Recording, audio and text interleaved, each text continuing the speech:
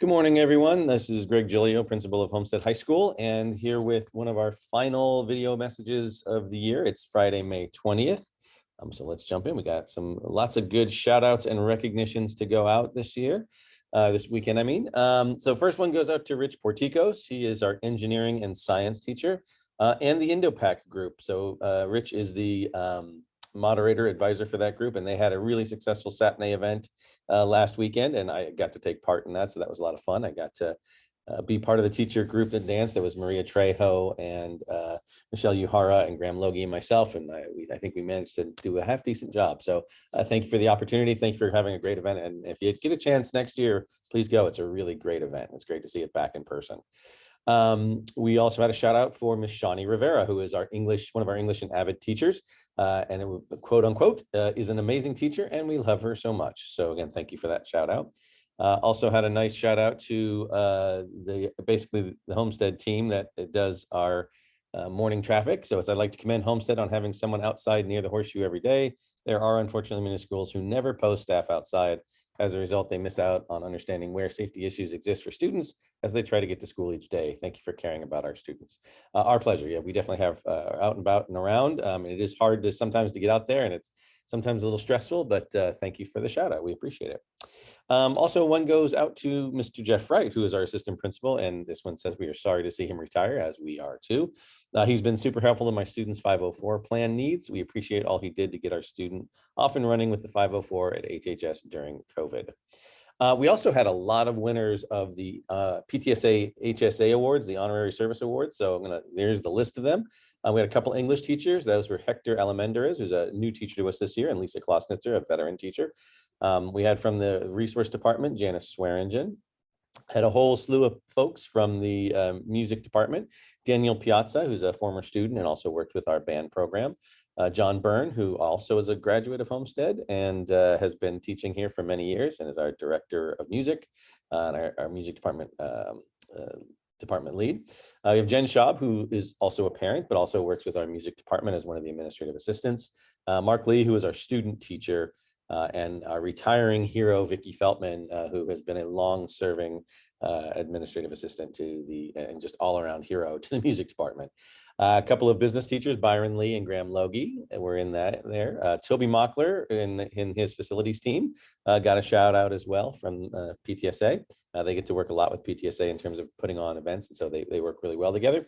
And then we also got an award for the HHS team, admin team, so including the office staff and the administrators who go out and help. And so they're just a nice relationship there. So again, thank you and congratulations to all the staff members. There were also several parents of ours who were recognized. And so congratulations go out to Carol Gao, Judy Cooks, Maya Bernicki, Rupert Krishnan, Susan Pimlott, Vanutha Shediger, and our outgoing PTSA president, Vicki Narang. So thank you for all the work that you guys have done, and thank you for hosting and recognizing our staff.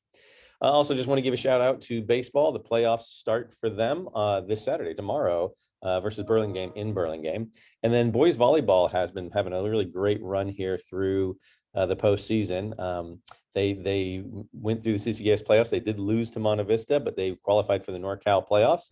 Have run off 2 straight victories, and so they beat Santa Cruz High School last night, and they get to face Bishop O'Dowd in Oakland on Saturday. Should put that on Saturday for the NorCal championship. So that's pretty cool. We wish the best to them, and congratulations, coach, and to all the students. And looking forward to hearing about another boys volleyball victory.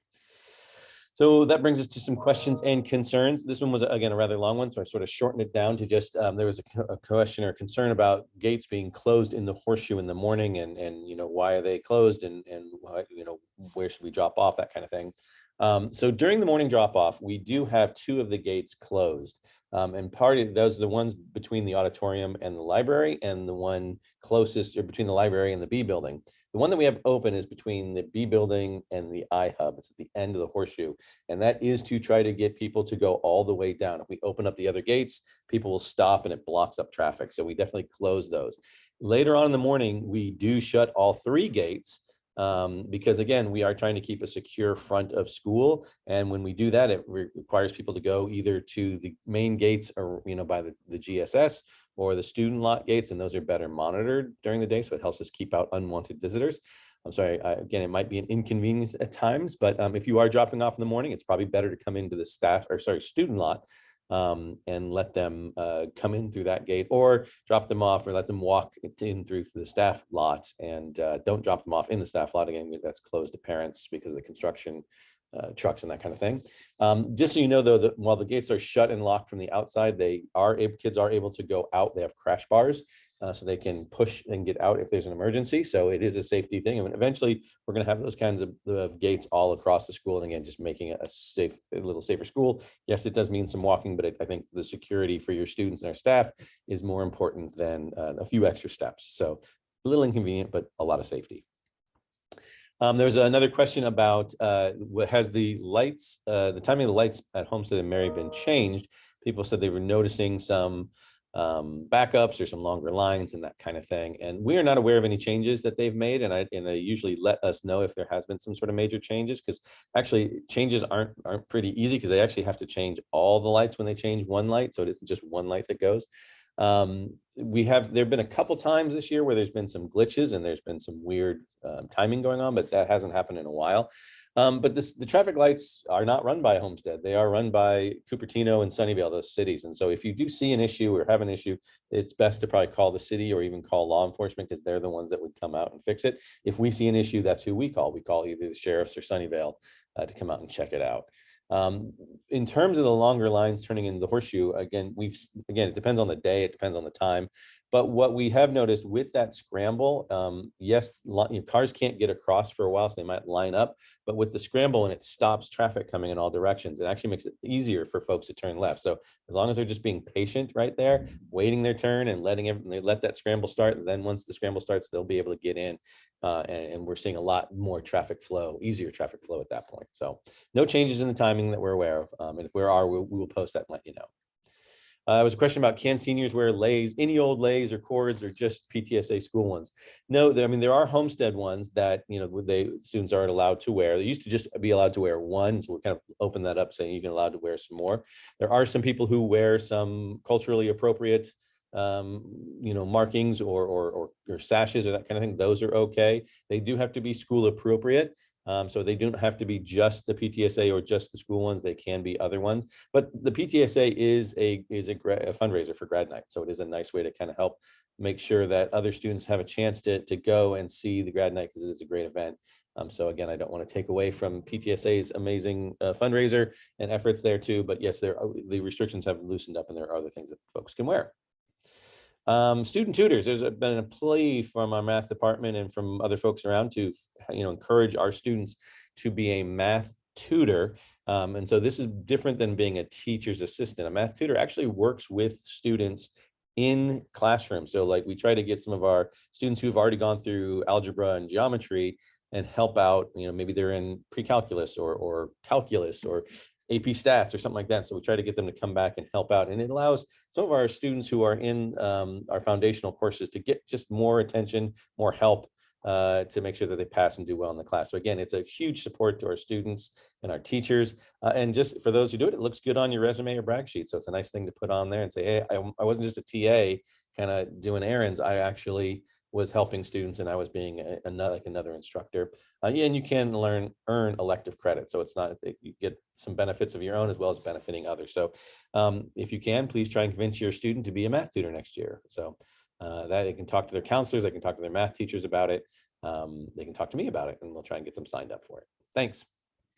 And again, just want to make a note. I think I mentioned this last time, but if I didn't, I want to mention it again. There is a time change for the opening of the gates. We originally said 3:30, but really it needs to be 4 o'clock, just because based on timing and all that kind of stuff. So graduation starts at 5, gates open at 4. You still have an hour to get there. Believe me, it's plenty of time to come in, find your seat. You don't want to be out in the sun too long anyway. Just remember that parking is limited though. So try to carpool, walk, bike, whatever, do other things, or get dropped off. Will help you in terms of that. But parking lot fills up pretty quickly. So just wanted you to be aware of that. Again, we're down to our important dates, and we are coming down to like the last couple of days here, to be honest. So if you're a senior, you only have 4 more instructional days left. before, because they just go till Thursday, and then Friday they start doing checkout and grad practice after that, and that kind of thing. For the rest of the folks out there, that means there's 8 days of instruction and finals left.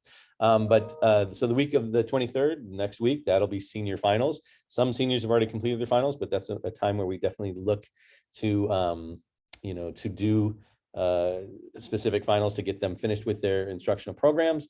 There's also going to be COVID testing at Homestead on the 23rd. So again, we have prom happening, or senior ball happening the weekend before. So it'd be a good chance for folks to make sure that they are doing okay as they head into finals. Celebrations coming up. We got senior awards night on the 25th. So that's going to be a lot of fun. We do not have school on Monday, the 30th, because of Memorial Day. Again, senior celebration on the 31st, regular finals that week, the 27th, and then graduation at 5 p.m. on the 2nd.